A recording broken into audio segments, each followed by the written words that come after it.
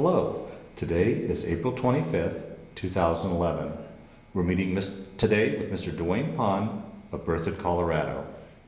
My name is Brad Hoops. I'm the interviewer for the Northern Colorado Veterans History Project. Welcome, Duane, and thanks for sitting down to tell your story today. Thank you. Let's start out, if we could. Tell us a little bit about yourself, your date of birth, where you were born, a little bit about your family. I was born August 19, 1930, back in eastern Nebraska, about central Nebraska, midway between Omaha and Sioux City, Iowa. And grew up there, basically born on family farm, and like most people were in that day and age. And my dad farmed off and on. He was a trucker for a while, run a freight route, and that was basically my life. I went to school back there, graduated in 1947 from school in Decatur, Nebraska. And from there I did some odd jobs in the local area, and finally folks decided they'd have enough farming. So they sold out, and we moved to Cheyenne, Wyoming in 1950, along in December. So you were long out of high school then when the... Yeah, okay. I'd been out of high school for 3 years. Okay, so you moved with them then? Or? Yeah, I moved with them then, and then we got in Cheyenne, and I worked briefly for Union Pacific Railroad, and then my dad worked as a carpenter, because he had some carpenter skills. And he got me on as an apprentice, and I worked at that job and finally I knew I was going to get drafted, but I held out as long as I could. I got my draft notice to report back to Fort Omaha for my physical, and I had already decided that as soon as that happened, I went down and enlisted in the Navy. But I had to go back to Fort Omaha for the physical, and then turned around. By the time I got home, I left shortly after, well actually August 22nd, or October 22nd of 51 for San Diego. Well, let me ask you, begs the question, here's this farm boy from landlocked Nebraska. How did you come to choose the Navy? I looked at the various services I knew I was going to have to go, and I was kind of attracted to the Navy. Really only one drawback. I'm a non-swimmer. I don't swim. And in fact, I went through swimming lessons practically all the way through boot camp. I finally qualified just before the end of boot camp. Then from there, I went to Jacksonville to Airman Prep School, and I had to take lessons all the time I was there, because you had to qualify for 4 strokes, and I could hardly do one. So, but I decided the Navy was most attractive to me, and primary reason was I wanted to try to get in the Seabees, because I was working construction as a carpenter apprentice, and I figured, well, this would help my trade skills. Sure, sure. So I went down, and when I enlisted, the recruiting officer said, well, we can't guarantee you. You just have to take your chances out of boot camp to get into Seabees. He said, your scores are high enough, we can guarantee you aviation, which will give you school. And I said, well, give me the bird in the bush. That was exactly. I wanted to guarantee. So as a result, I went through boot camp, and when I finished boot camp training, I didn't get any orders. Well, what the devil's going on? All my friends from boot camp, they went on to Jacksonville and various places. And I met a friend of mine, a guy one day that I'd been in boot camp with, and I told him I couldn't figure out why I wasn't leaving. He was still at San Diego, and he said, well, did you ever turn in your test scores? I'd taken a test for aviation cadet. And I said, no. The Navy gave me the test, they know the score. He said, well, that might be it. So I went over to the personnel office and turned them in. Bang, I got my orders, and I was off to Jacksonville. I'll be done. How was that, before we continue on with your story, how was that transition for you going from civilian life into military life? I enjoyed it. Oh, did you? Yeah. It was a change, going from out to California. Sure. After being back in eastern Nebraska. Of course, at the time of the year we went there in October, it wasn't the nicest weather Right. in San Diego, Yeah. California either. And about everyone in that group, well, most of the recruits there were hacking and coughing. You go out on the drill field and guys would spit all over the place, looked like a mess. But with the weather the way it was. But I went to Jacksonville, and Jacksonville is an airman prep training center. You spend 8 weeks there, and they give you experience or teach you about the various ratings you can strike for. And from that, when you get ready to graduate, you select where you want to go. And then you make a first, second, third choice, of course. And I thought air traffic controlman sounded good to me. So I had that first choice, and my second choice was aviation structural mechanic. And I didn't get my first choice because of my vision. I had astigmatism. So I ended up aviation structural mechanic, and then went to Memphis, Tennessee, and not actually Memphis, it was a suburb of Memphis. I think it was Milburn was the name of it. And I spent, I think it was 10 weeks there in training, AMA school. Aviation structural mechanic was the designation, Navy designation was AM.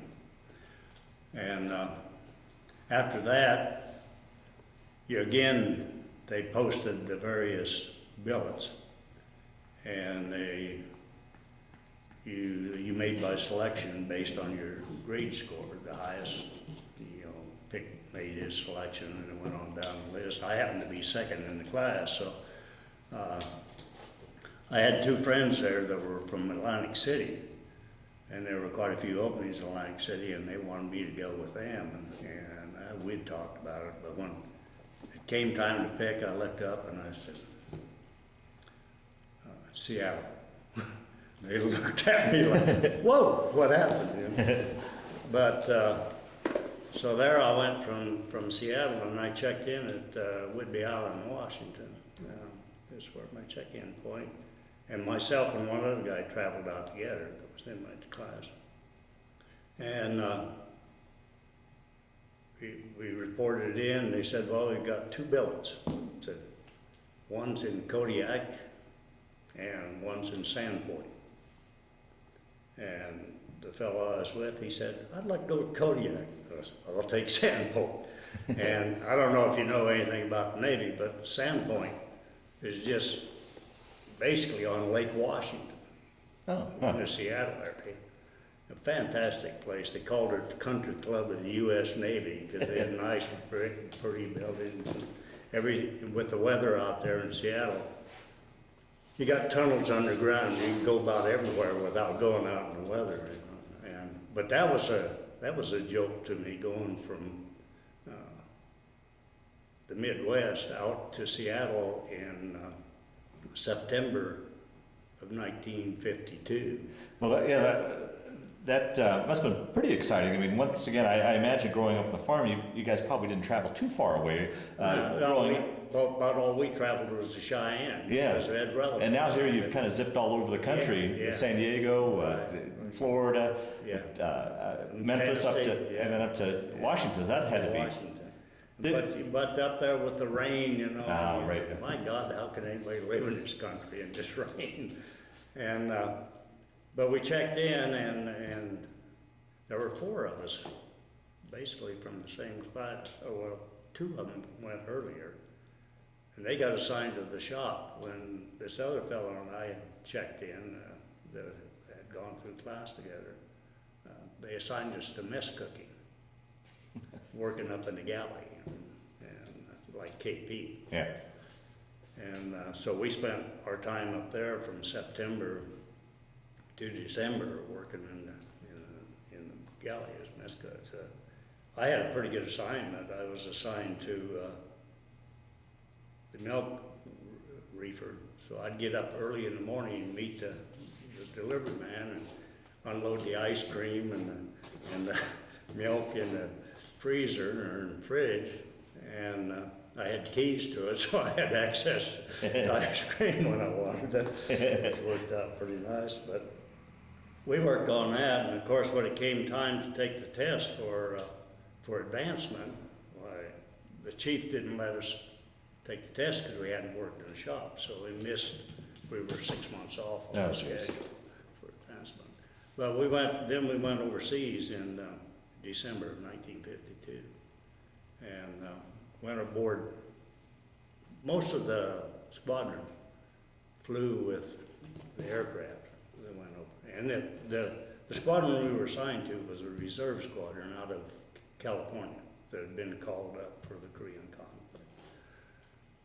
And we had PB-4Y2s, which is basically the four-engine, or the Navy version of the B-24. Right. Uh-huh. And but Tash and I went over on ship along with some other guys. 15 days. And how was that? Once again, I keep going back to this Midwest boy going out to sea. How did you get your sea legs? How that? Talk about that. Well, it was horrible, I'll tell you, because we left Seattle and we hardly got out of the harbor when we hit the dangest storm. In fact, there was concern the ship was going to capsize. Really? And I don't think we had a whole bunch of Army troops along with us. And they had been given the choice. Some of it had been in the stockade, and they give the choice. You can go to Korea or serve out your term. So, but there was a bunch of them. And we were down in the hold, 5 bunks high, and everybody was cockeyed sick. In fact, some guys, they had them in sick bay feeding them with an IV. Wow.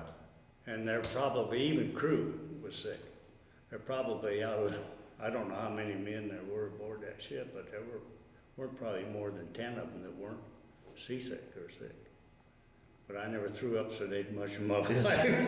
But down in it where we had our quarters, they had 55-gallon barrels sitting around. And those suckers were full, slopping over with bomb. Oh my God. But that was my only time aboard ship. Huh. After we ran out of the storm and got some calm seas and got over the seasickness, it was a beautiful, beautiful trip. And we went into the Yokosuka, Japan. And from there, the squadron, or the ground crew, was kind of split up. Some went to Iwakuni, which is down by Hiroshima, and some of them went to Atsugi. But I happened to be in the crew that went to Iwakuni. And then from there, most of our planes flew out of Iwakuni over Korea, and basically anti-sub and observation. And I never felt I was in peril at all, and I don't think anyone really did, but I did read after I got out in the American Legion magazine that some squadrons similar to ours, 2 or 3 of them, had lost planes over there. Oh, is that right? Yeah. Down, so I guess there was no fear at the time, but I guess there was concern. But we'd get a lot of flight time in. Even though I was ground crew, I didn't fly in a crew. They would give us flight pay, as they had excess flight pay. Either get a half a set of flight pay or a full set of flight pay.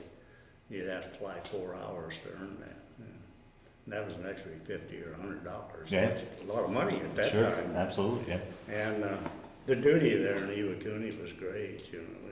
Yeah, talk a little bit about the base and living conditions and your duties and just a... That's one thing I should have brought. I should have brought a picture of some of the barracks we were in. But it was basically a Marine base. But first time we went over, there were a lot of Air Force there. In fact, the galley and some of the places were run by the Air Force. But when we got there, we had our own cooks and complete complement. And our chief, or cook, kind of took over the galley, and that was great improvement. Yeah. So he did a great job. We lived in basically barracks kind of around a square area with exercise or game area in the middle where you could go in and play basketball and various things. So, and just bunk after bunk after bunk. We didn't have individual quarters at that time. You know, later on they started setting across 2 men to a room or 3 or 4. But it was good living conditions. Then we had plenty of liberty. Yeah, talk about that. I mean, you got a chance to get out and explore Japan a little bit? Oh yeah. We got, on weekends, a lot of times we'd go catch the train and go to various areas, Kamakura and around. And never did get to Tokyo, but we got to a lot of surrounding areas that were nearby. And while we were there, we had pretty good duty as it was, but they decided we needed R&R, so we got 5 days in Hong Kong. Really? Oh, wow. Which was really an experience, you know, because you got down there and you could get tailor-made clothes and tailor-made shoes, and you know, really got decked out and all that stuff. Yeah. And so I really enjoyed it. I had a very good time. And then after that, we spent 6 months over there, and then we came back, and they transferred us from Sandpoint to Whidbey Island, Washington, and converted the squadron from reserve to regular Navy, and gave us different planes. They gave us the P-2Bs, which were a 2-engine patrol. And then we spent about a year there on Whidbey Island, and then we were sent overseas again, back to the same place. We went back to Iwakuni again for another 6 months tour. And How long was your enlistment for? 4 years. Oh, okay. 4 years. Okay. And so again, we got to see some of the same sights again, and some of the same liberty spots, and went to Hiroshima a few times, and that was Yeah, that's one question I wanted to ask. I mean, after the bombing. Right, you know, right. So Well, got to see the devastation, and at Ground Zero, they got a big monument there at Ground Zero and everything, and they built a peace memorial and all that stuff. So. what about like the other parts of Japan? Was there still a lot of damage from the left over from the war, or had they? Never at that really point? noticed it, Okay. other than Hiroshima. You know, and well, really, there wasn't where we were. Now, I think up in Tokyo there might have been some existing damage because they made some raids up there before they dropped the bomb. Right. Yeah. But after they dropped the bomb on Hiroshima and Nagasaki, that were really the only ones that were really destroyed. So, but it was a real experience to see that. Oh, I keep going back to this farm boy from Nebraska. Yeah. Now you hear you're halfway around the world in Japan and Hong Kong, and that'd be fascinating. And Well- then, I'm sorry. Oh, I was just going to ask you, how was it? Did you have much interaction with the Japanese civilians at all? I mean, how were they towards Americans? Oh, they were fine. Yeah. Yeah, they were great. We had houseboys, in the barracks that made our beds and cleaned everything. We didn't have all that shiner shoes and all that crap, and you'd take your laundry and wash it and iron your skivvies and all this stuff. So it was pretty good living for being in the military, really. And, So talk a little bit about your duties, what you were in charge of, and what kind well, of. as an aviation structural mechanic, and basically what an aviation structural mechanic does, you take off the engines, you take out the electronics and the electrical system, and the rest of it was ours. We did the metal work, the tires, the hydraulic system, basically the whole cockeyed airframe itself. But the other, there were ordnance too. There were ordnance men that took care of the guns and all that. But we basically had the airplane structure. And I worked pretty much all my tour in hydraulics. I didn't do much in the way of the metal work. Of course, we didn't have much metal work to do because we were shot at. Yeah, sure, yeah. And you said primarily the missions were to go out and just. Yeah, it was observation and patrol. Okay. Yeah, and but then we came back to Whidbey Island, and then I was up for discharge in October of '55, And I strongly considered to stay and making a career of it. And but I had applied for the GI Bill and been accepted to go to school at the University of Wyoming. And I finally decided, well, I'll try to go to school. I'd been out like for 8 years, Yeah, 8 or right, 9 yeah. years, and the little school I went to in Nebraska didn't have much of a curriculum. I'm looking to go into engineering with chemistry and physics Oh, boy. and calculus and all these fine things that I'd never heard of when I was, when I was going to school back in Nebraska. And I thought, maybe I should stay. But then I got home and went back to work as a carpenter. And I went to Union Hall to pick up my card, and they said, you got a little more experience. If you want to pay the difference in the dues between apprentice and a journeyman, we'll give you a journeyman card. So I went to work as a journeyman carpenter until school started. So I got out in October, school had already started, so I couldn't start till mid-year. And that was a mistake, because that made some difficult times trying to pick up trailer courses. Oh, boy. And, but shortly after I got home, I got a letter and said, you passed a test for first-class petty officer. You were enlisted with 90 days as first-class petty officer. That's E6. So that threw another monkey wrench into it. And the way it turned out, it was good the way it happened that way, because if I'd gotten the word while I was still in, I would have stayed. And the choice I made to go to school was far the better. Yeah. Choice. So I started school over at the University of Wyoming in midterm. And I ended up making Dean's Honor Roll every year. Is that right? And finally got my degree in '59. After I got out of high school back in '47, I went to a small school back in Nebraska, Blair, Nebraska, for a semester. Dad wanted me to go to college, and that's about all I could afford. I could commute back. Yeah, you're right. And I really didn't like it, and I didn't make much of an effort, but I did get some credits from that. So I actually got through the university in 3.5 years. Got my degree in '59, but like I said, it was a struggle. One semester I had 3 5-hour courses: physics, chemistry, and calculus. And I was carrying, I think, 22 or 23 hours to get that done. And but got through it. I obviously did well to make the Yeah, dean's list. well, when you get up, you're 25 years old, and it's time to cut bait, fish or cut bait. Yeah. It's you worked at it, and a lot of the GIs were the same way as I went to school.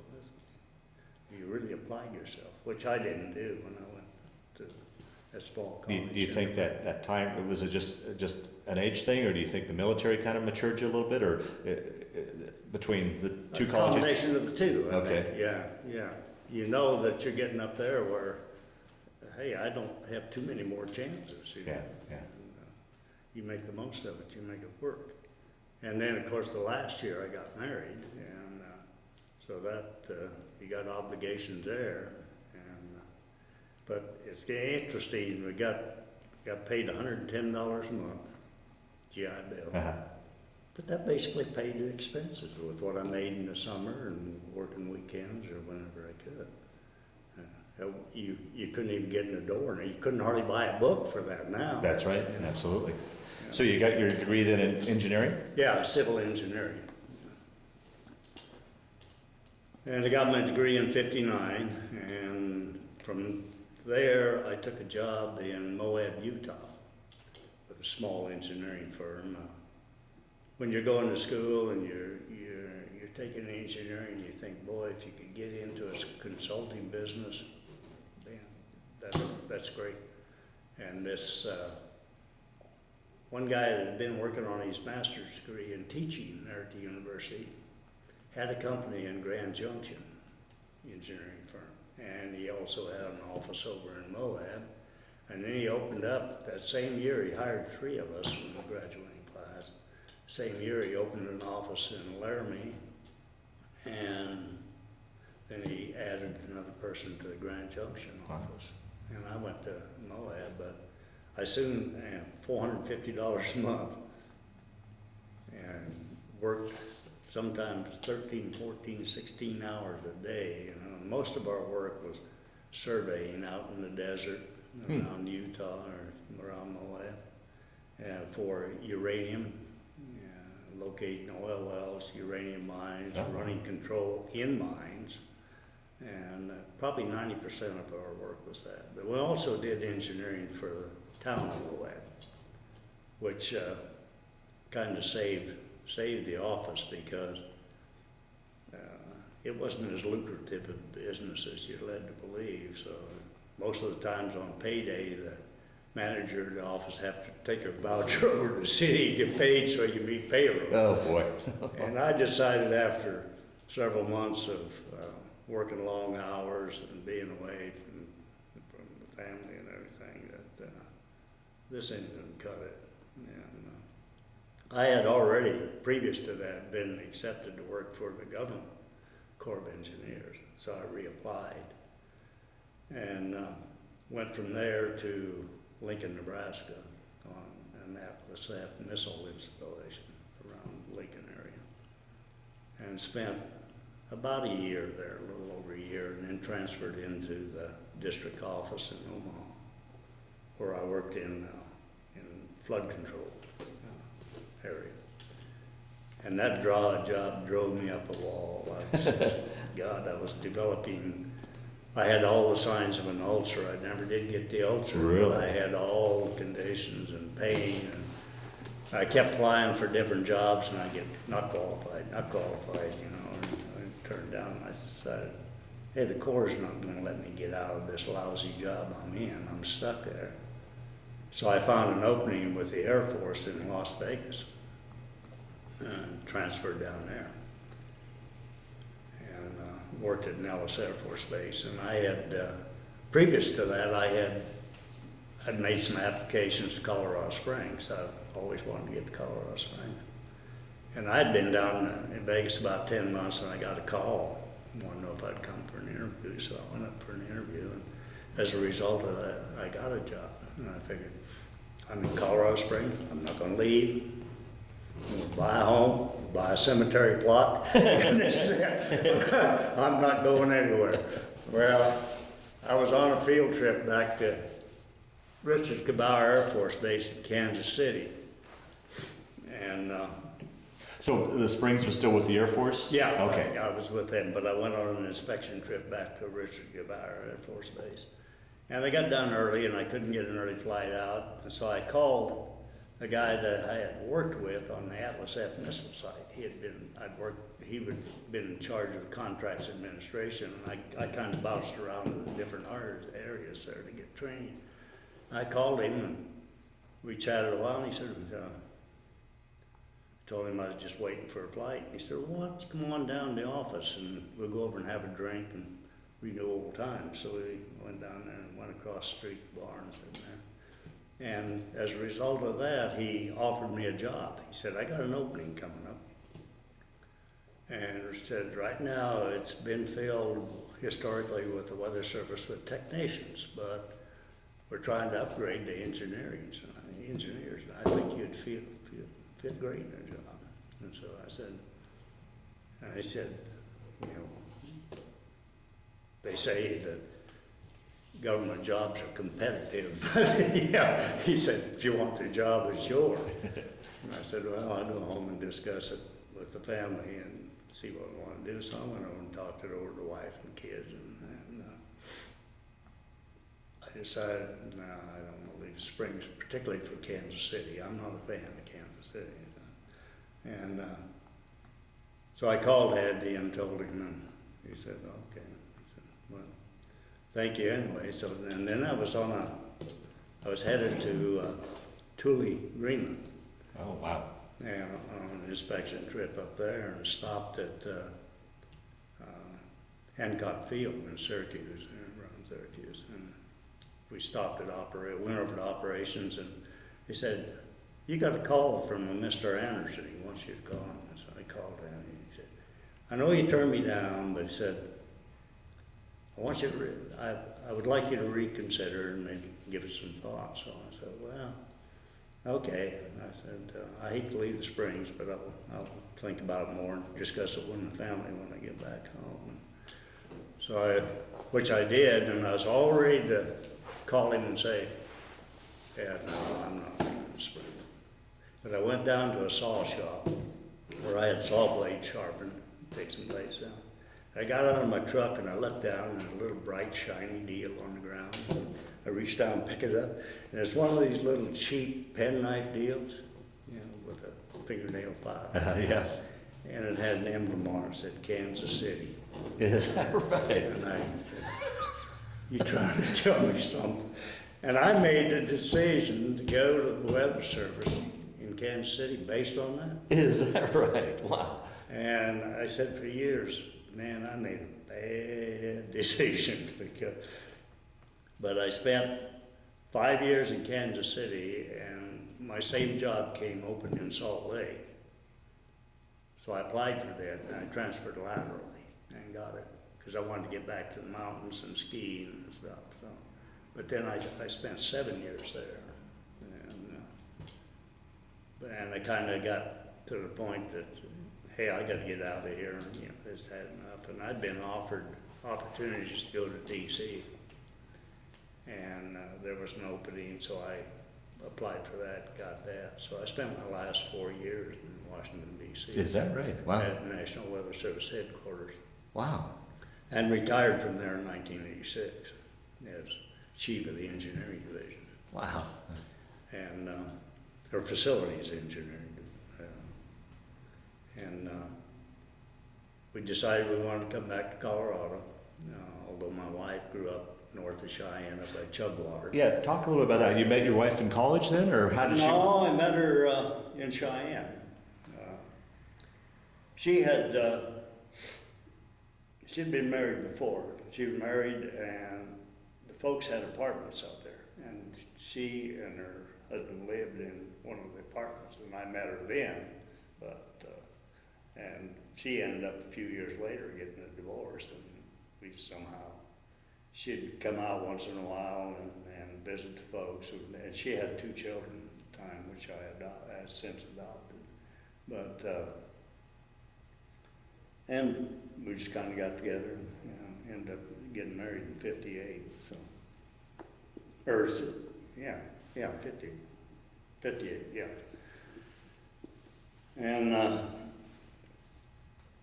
you know,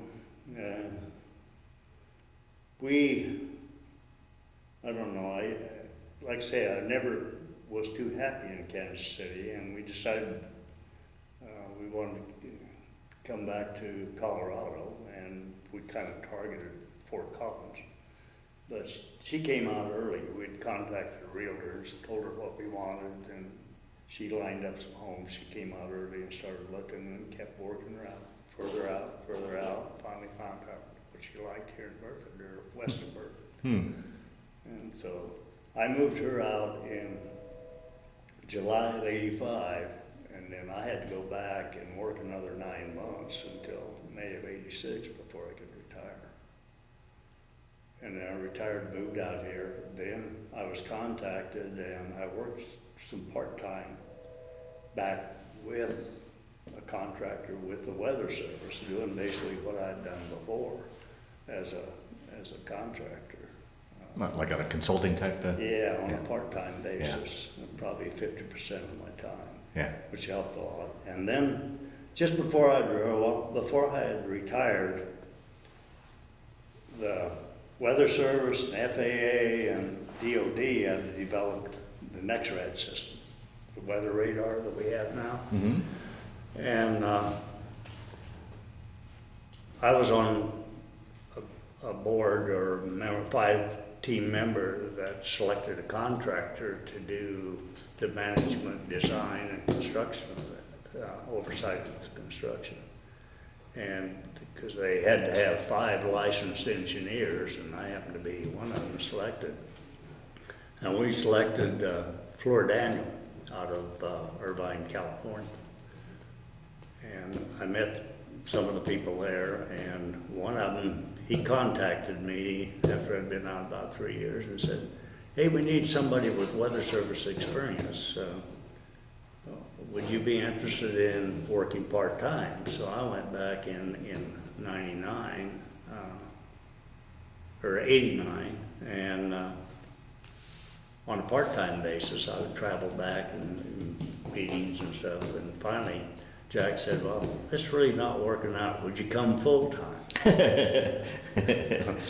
So I said, he said, for 2 to 3 years till we get up and running. And I said, get some offices established and stuff. So I said, yeah, that'd probably work out. Well, as a result, I spent 10 years there and retired again. Wow. So, and finally in 99, and that job closed out because we were basically done. We built the new weather service offices and all the next red system, the radar systems that have been installed overseas and here in the States. I think it was 114 here in the States, and then there were numerous overseas and the DOD bases and Alaska and Hawaii. Wow. Wow. Yeah. So I got a lot of travel out of that. In fact, when I was working for the Air Force in Colorado Springs, I got traveled to all 50 states. And when I worked for Fluor, I went again to all 50 states several times and made probably 7, 8 trips to Alaska, 5 or 6 to Hawaii, and over to Portugal and various places. And when I was with the Air Force, I went to Germany, Turkey, and so it was a fun time, a lot of travel. Like you say, a little old Nebraska dirt farmer. Right, yeah, right. Seeing the world. Got Boy. to see some country. Yeah, absolutely. And I got to see some real unusual sights. Like, again, when I was working for the Air Force, at that time they had the dew line in all across northern Canada and Greenland and all the way during the Cold War, radar sites. And so I got to travel. They had in Greenland, out of Sondestrom, they had Die 1, Die 2, Die 3, Die 4. And 1 and 4 were on the coast, 2 and 3 were out on the ice cap. And the only way you got stuff in and out of there was fly it in with the C-130 on skis. And what they did on those 2 sites, they had a big, large metal building that contained the radar, the living quarters, everything was in one big square building, up on struts. And they excavated into the ice and built up timber cribbing and supported this building off of that. Huh. And then they would, underneath, they'd come in, they'd push snow under there and pick it up and melt that. That was their water supply. They'd go out, dig a steam line in the ice cap and a hole, and that was their sewer. And then the snow never melts, it just keeps building up. So about every 3 years, they'd have to jack this building up, a little more cribbing under it. So they had let out a contract, and with Greenland being under the control of Denmark, they'd have to bid it there as well. And usually a Denmark contractor would get it. Well, he'd fly in buildings, just modular building, a long chain of buildings contained their living quarters, a cook shack, everything. And they would jack that building up and then move everything out. But everything had to come C-130. Wow. If it didn't fit in a 130, it didn't go. Wow. So that was a real experience, and I got some of the sites up in Canada too. Go back, ice and big old, like these monster trucks, Yeah. big wheels on them, so they could go over the ice and snow.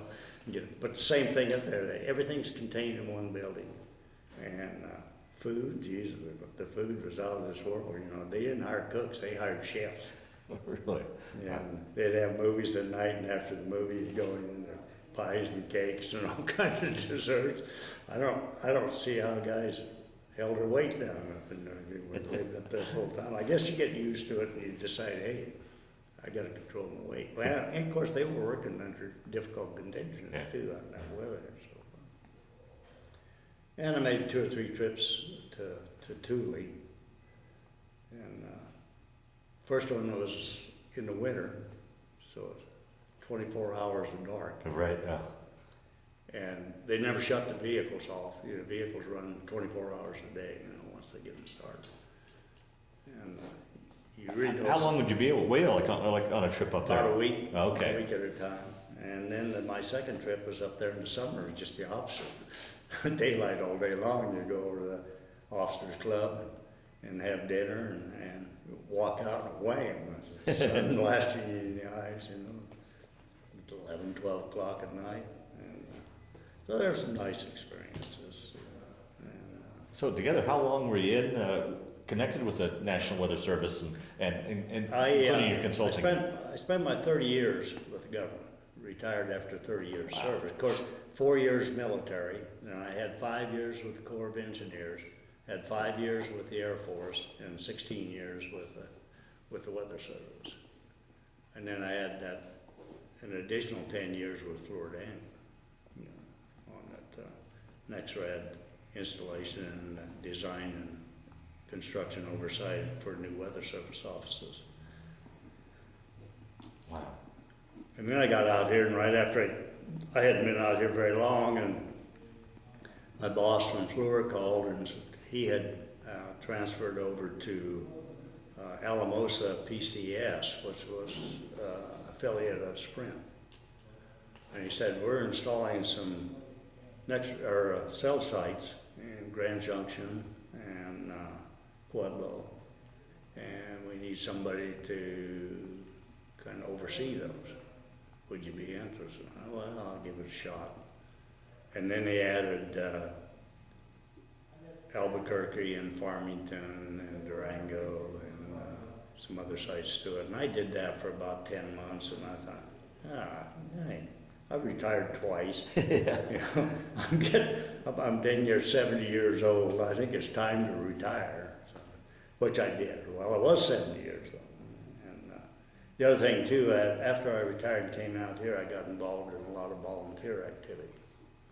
And I was on 3 county boards and plus some other volunteers. In fact, I was involved in about 12 different activities. Oh, geez. So I was pretty busy with So that. much for retiring. Yeah, I kind of enjoyed that. Yeah. And I spent 7 years on the Planning Commission and Open Lands Board with the county. And I was also on the weed board. I'm still on that, you know, since 2000. So I've been on that a while. Yeah, I enjoy it. I still volunteer. I got in the Master Gardener program, and I've been in that since '99. I started doing volunteer income tax in about the same time, and we just finished that. I started out under ARP, and then we moved over to VITA, which is Volunteer Income Tax Assistant. And that's a very rewarding program because a lot of people can't afford to go down and spend $200 or $300 to have their taxes done, and it's fun. Yeah. I really do enjoy it, but it's an eye opener because you wonder how some people get by. You know, just what they have in the way of income. Wow.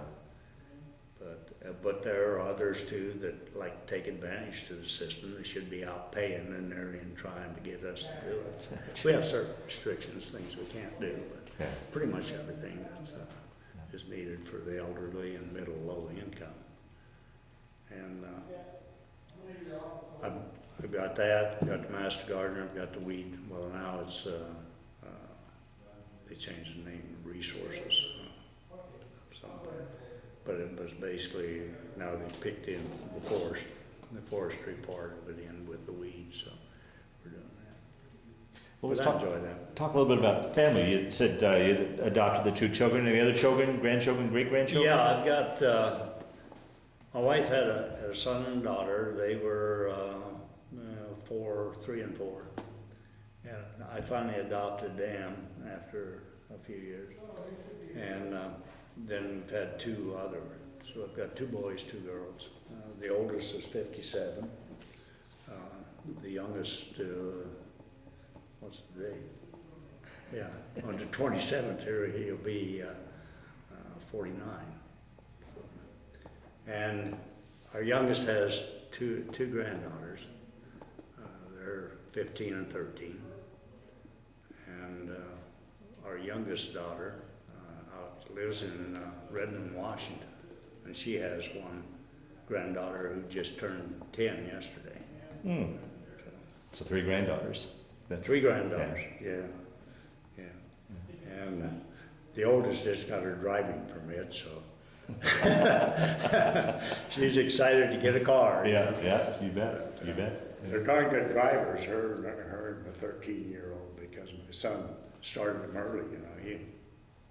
He bought a golf cart several years ago. They run the daylights out of that. And he's had him do driving lessons, come up to stop signs and turn signals and all that stuff. But they are great drivers. Oh. She's excited. Oh, wonderful, wonderful. Yeah. Well, let me, we'll ask a few more questions and we'll slowly start to wind down this interview.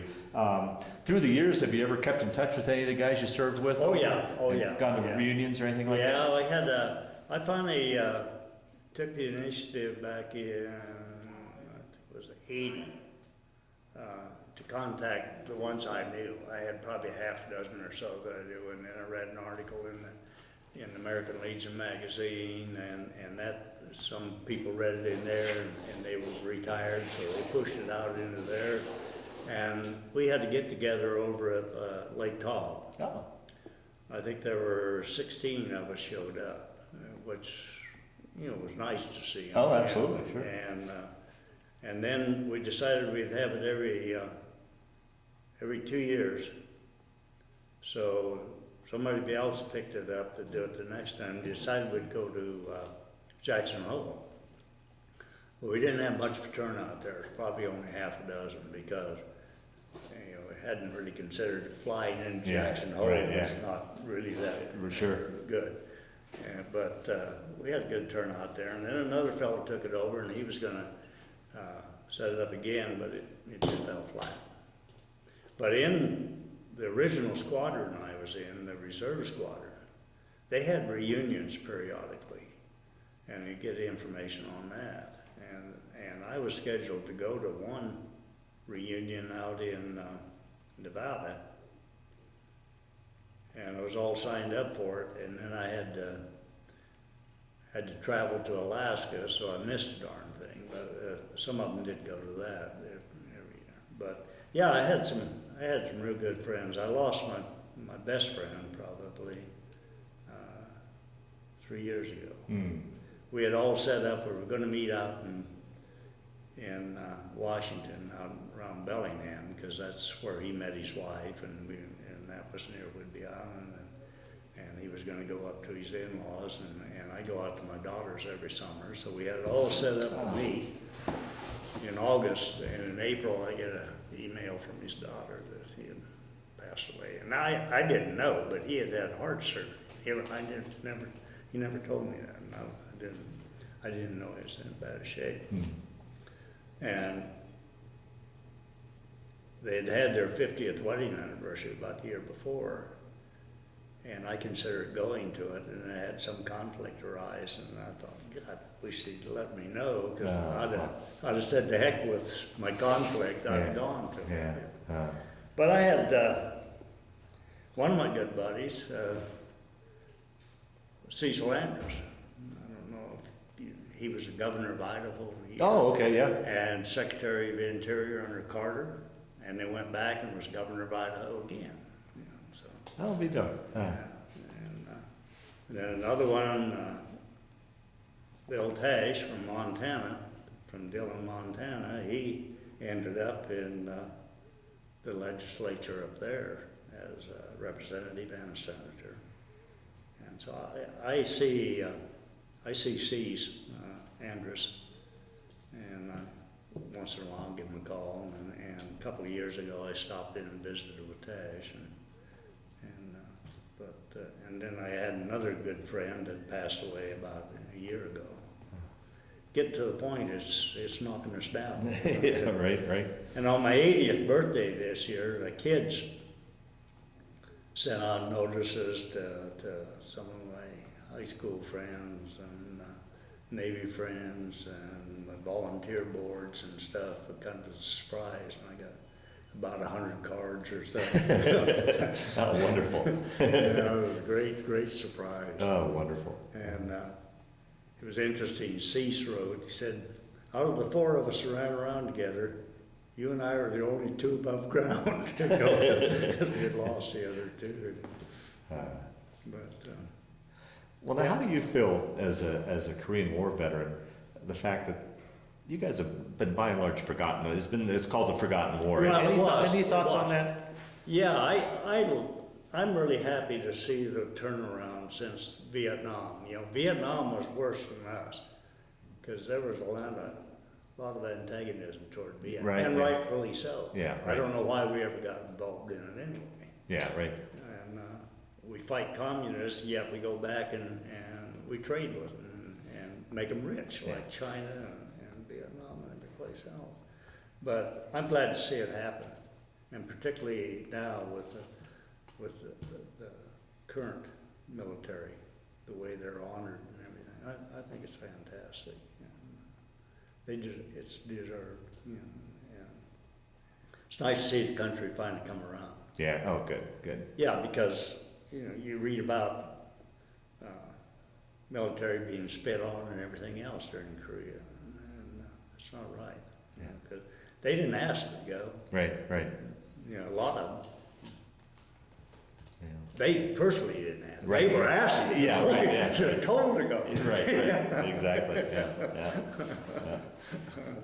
Well, as we wind this down, Duane, is there anything I didn't ask you that you wanted to talk about, or other stories that have kind of floated to the surface as we've been sitting here talking about that you'd want to bring up? So hopefully we rounded out your story as best we can, or do you think we've covered everything? I think we've covered everything pretty well. Okay.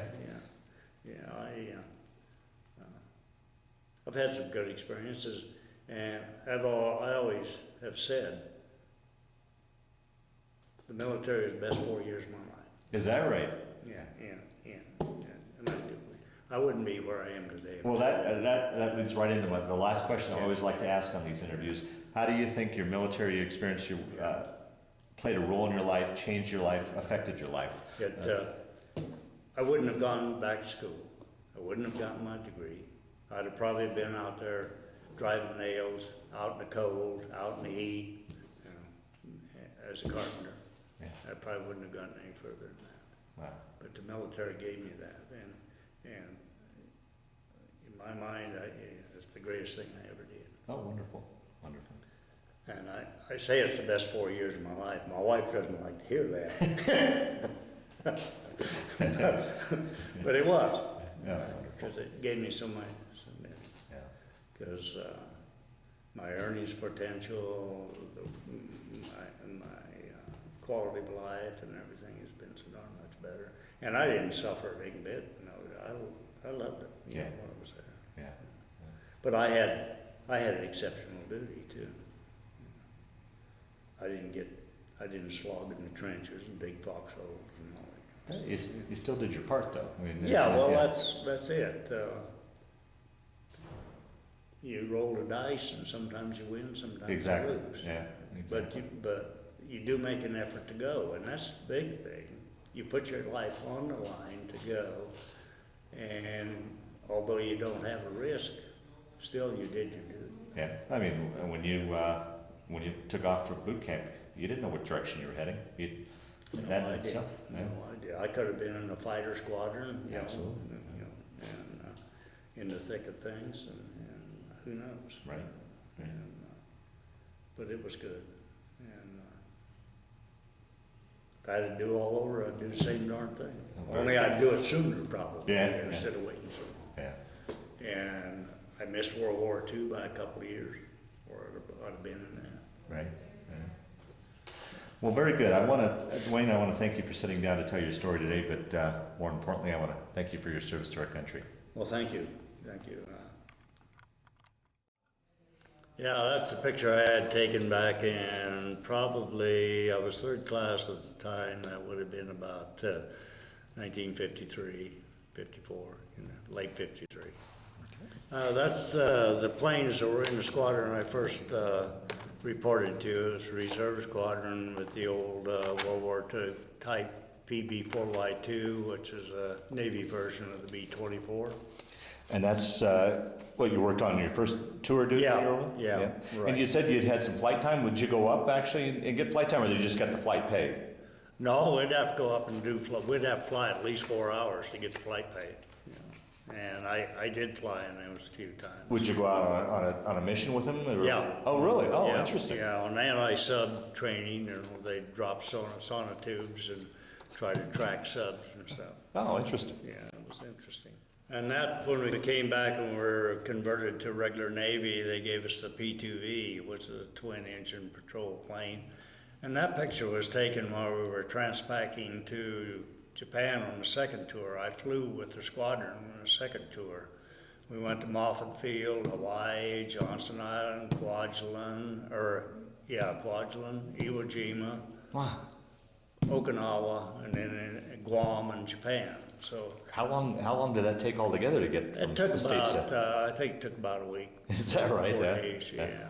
So that was an interesting trip to see some of those little postage stamps islands out in the middle of Oh, the sure. Pacific, like Oh, Johnston absolutely. and Iwakuni, or Iwo Jima. I mean, Now, you had mentioned when we shut off the camera, I wanted to add this story to, well, we got the camera on, that the Korean War was a United Nations war, so there's a variety of different countries involved in it. And you said you had dealings with the Australians, correct? yeah, we had Australians stationed on the base over at Iwakuni on our first tour over there. And we'd go over to their club sometimes and drink beer with them, play pool and have parties, and they'd do the same at our clubs.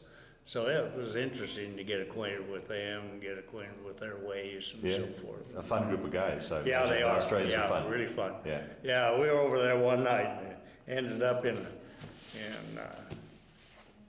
tearing our clothes looking near it off. I don't know. One of the guys had a little tear in his shirt. Somebody grabbed it and ripped the pocket off, and he pulled back, and most of us went home in tatters. Went back to barracks in tatters that night. And the Aussies joined in on it too. I don't know, but I swapped a white hat for one of their special hats, and had that for several years until the kids went through it. Yeah. Oh, very good. And kind of with all my uniform stuff, they got rid of a lot of stuff. I did, though, find a place where I could order some materials, and since '02, I've been able to get into my uniform on Veterans Day and march in the parade. Oh, wonderful. Yeah, Excellent. So I do that every year. But I had to replace a few items. Yeah. Very good.